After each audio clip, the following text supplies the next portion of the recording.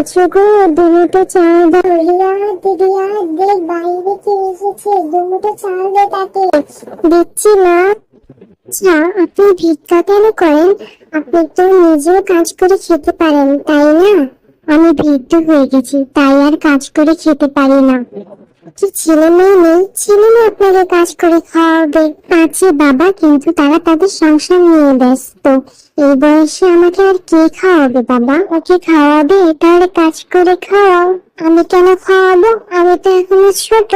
আমি বড় হলে তারপর কাজ করে খাবো। ও মা, আমি বড় হলে তো আপনাকে আর পাবোই না, তাহলে কি করে খাওয়াবো? তাহলে তো প্রশ্ন কেন করছো বাবা? তাহলে প্রশ্ন করবো না। আপনি ভিক্ষা কেন করেন? আমি তো বলছি যে আমি কেন ভিক্ষা করি বাবা।